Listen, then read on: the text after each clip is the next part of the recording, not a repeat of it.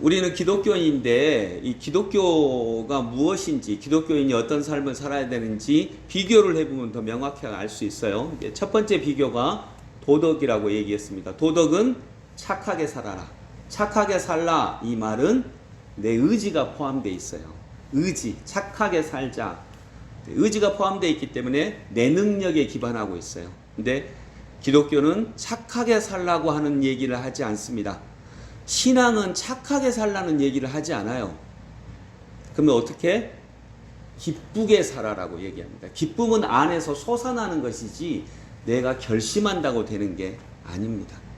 그래서 도덕적 세계관을 무너뜨리는 게 아니라 도덕적 세계관 위에, 이걸 인정합니다. 기독교도 도덕적 세계관 위에 더 질이 높은, 수준이 높은 세계관으로 더 아름다운 세계를 만들고자 하는 것, 더 아름다운 사람을 만들고자 하는 것, 이 기독교고요. 기쁘게 살아라. 기쁘게 살면 순종할 수 있어요. 기쁘게 살면 아름다워질 수 있어요. 두 번째로 비교되는 게 이제 불교. 불교의 영성은 뭐냐면 내가 어떤 수준에 이르는 거예요.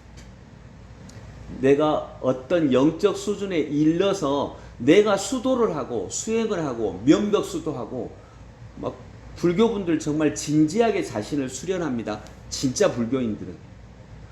그분들 우리가 따라가기 어렵습니다. 특히 저는 목사지만 스님들처럼 수도하라고 하면 그건 저에게 버거운 일입니다. 근데 그 땡중 말고 진짜 수도자 스님들, 그건 어려운 거예요. 그래서 불교는 내가 수도를 통해서 어떤 일정한 수준에 이르는 거예요. 그러면 저는 아까 제가 제 스스로 진짜 스님들처럼 수도하는 것이 나한테 버거울 수도 있겠다. 그래서 저에게는 은혜가 필요한 거죠. 저는 그것이 기독교의 더 놀라운 축복이라고 여깁니다. 기독교는 뭐냐면요, 기독교가 말하는 영성은, 불교는 아까 내가 일정한 어떤 수준에 이르는 거라면, 기독교의 영성은 뭐냐면 핵심은 이거예요. 내가 예수 그리스도와 계속 관계를 맺고 있느냐, 계속 그분의 영향권 안에 있느냐라고 하는 것이 기독교 영성의 핵심이에요. 거기서는 내가 어떤 수준이 됐어, 요거 아니에요. 내가 그분과 계속 밀접한 관계를 맺고 있느냐라고 하는 거예요. 그래서 내가 그분과 가까이 있으면서, 아무래도 여러분, 제가 어떤 화난 일이 있어서, 그래서 어떤 사람한테 화를 내려고 하는데 저희 아버지가 옆에 있어서 야, 그러지 말아라 라고 하면 웬만하면 말 듣잖아요. 아주 뭐 후레자식 아닌 거면 그냥 말 듣잖아요. 근데 아버지가 안 계시면 거기서 그냥 내 성격대로 화를 낼 수도 있는 거거든요. 근데 내가 계속 아버지와 가까이 있으면서 아버지의 영향권 안에 있어. 그러면 그게 영성이에요. 그러니까 기독교는 내 수준이 높다 안 높다가 아니에요. 기독교가 중요시한 그것도 없지는 않아요. 있어요. 근데 기독교가 더 핵심적으로 묻는 영성은, 당신은 계속 주님의 영향권 안에 있습니까? 계속 예수님과 관계를 맺고 있습니까? 아침에 성경을 읽고 이 시간에 나와서 예수님께 기도하고, 이것도 예수님과 관계를 맺고 있는 거죠. 그래서 오늘도 계속 주님과 관계를 맺고 있습니까? 이것이 기독교 영성의 핵심이에요. 그래서 내가 수준이 낮아도 돼요. 높으면 더 좋겠지만 낮더라도 기독교 안에서는 큰 문제가 되지 않아요. 다만 그분과 계속 관계를 맺고 그분과의 영향력 안에 있으면 나의 영성은 높아지는 거예요. 그래서 기독교 영성은 제가 언젠가 한번 말씀드렸죠. 밑그림이라고. 밑그림을 선생님이 이렇게 그려주셨어. 그러면 나는 그걸 따라서 그리기만 하면 나는 그림 실력이 없지만 내가 그린 그림은 굉장히 잘 그린 그림이 나오는 거예요. 그래서 기독교 영성은 밑그림이에요. 그 밑그림을 예수님이 이미 다 그려놓아 주셨어요, 성경에. 그래서 나는 그걸 따라가면 내 삶이라고 하는 이 그림이 굉장히 멋진 그림이 나오는 거예요. 나는 그런 그림을 그릴 만한 능력이 없다 할지라도. 이것이 기독교 영성의 핵심입니다. 그래서 여러분, 어제 설교한 내용도, 어제 새벽에 얘기한 내용도 기독교를 굉장히 특징화시켜주는 내용입니다. 부처님은 합리적이라고 그랬죠. 부처님은 합리적이십니다. 그래서 그분의 말씀은 굉장히 아름답고 도덕적이에요. 착하게 살아라, 효도하라, 여기에 대해서 거부할 사람은 없어요. 예수님의 말씀은, 그때 우리 박성화 집사님이 지금 성경 유튜브를 하고 있는데 성경이 이해가 안 된다고 하셨어요. 근데 박성화 집사님만 이해가 안 되는 게 아니에요. 실은 읽어도 다 이해 안 돼요. 왜일까? 성경을 불경처럼 읽으면 이해가 안 돼요. 여기서 좋은 말씀, 내가 지켜야 될 말씀 찾아봐야지 하면 이해가 안 돼요. 성경은 뭐냐면요, 연애 편지 같은 거예요. 사랑의 말씀이에요. 나를 사랑하셔서 주신 말씀이에요. 그래서 내가 오늘 읽을 때 다르고, 합리적인 말씀은요, 한 번 읽으면 더 이상 읽을 필요가 없어요. 이해가 되거든요. 2 더하기 2는 4다. 더 계속 읽을 필요 있나요? 없어요. 불교도 너 착하게 살아라, 남이 너에게 요구하는 게 있으면 그걸 들어줘라, 부모님에게 효도해라. 더 읽을 필요 없잖아요. 실천하면 되지. 근데 성경은 이야기예요. 이야기라는 건 뭐냐면, 경전은 뭐냐면 오늘 읽을 때 다르고 10년 후에 또 달라요. 왜냐하면 내가 그만큼 성장했을 때는 또 다른 거예요. 나의 성장과 연관이 있어요. 그래서 오늘 본문은 합리성과 사랑이 충돌합니다. 합리적인 글은 이해돼요. 근데 사랑은 비합리적이에요. 너 왜 요렇게 이쁘고 객관적으로 좋은 여자 놔두고 꼭 이 여자하고 결혼하려 그래? 사랑하니까요. 비합리적이에요. 부모 입장에서도 이해가 안 돼. 그 딸을 사랑하는 부모 입장에서도 이해가 안 되는데, 사랑은 그만큼 비합리적이에요. 그래서 머리로 읽으면 성경은 이해가 되지 않아요. 그래서 사랑의 편지는 사랑 안에 있는 사람만 깨닫는 신비입니다. 오늘 본문에도 보면 감옥에 가뒀죠. 감옥에 가뒀어요. 복음을 전하는데 감옥에 가둬요. 그리고 감옥에 가두고 든든히 지키라고 하는 것은 합리적이에요. 간수가 하는 일은 합리적입니다. 큰 지진이 나서 옥문이 열렸어요. 그러니까 죄수들이 다 듣고 간수가, 그 당시에 죄수 잊어버리면 간수가 그 벌을 대신 받아야 되는 율법이 있었거든요. 옥문이 다 열렸어. 감옥문이 다 열리면 도망가는 게 합리적이에요, 안 합리적이에요? 그 당시는 지금처럼 뭐 이렇게 그런 치밀하지 않는데 도망가는 게 합리적이에요. 근데 안 도망가. 비합리적이에요. 간수가 옥문이 열린 걸 보고 죽어야 되겠다. 이거 합리적이에요, 아니에요? 합리적이에요. 그래서 여기 간수의 행동은 이해가 돼요. 근데 바울의 행동이 이해가 안 돼요. 그래서 이해가 안 되는 거예요. 근데 세상에는 합리적으로 사는 사람만 있는 게 아니에요. 감옥에 가두었는데, 더구나 뭐 잘못한 거 아니에요. 복음 전하라고 하나님이 보냈어요.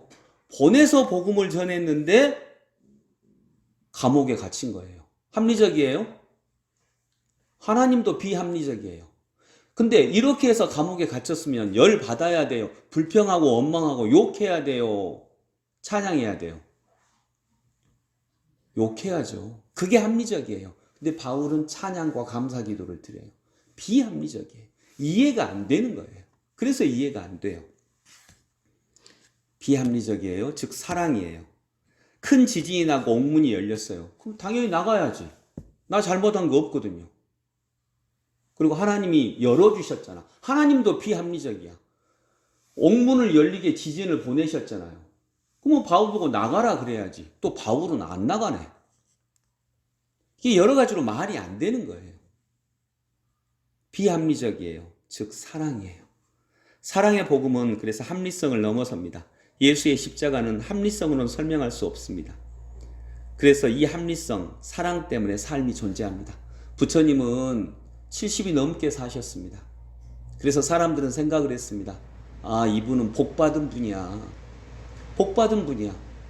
왕자로 태어났고 그 왕자를 버리고 대단한 분이네. 그리고 평생 그 유명한 제자들 안에서 말씀을 전하다가 70이 넘으셔서 편안하게 자신의 삶을 마감하셨어요.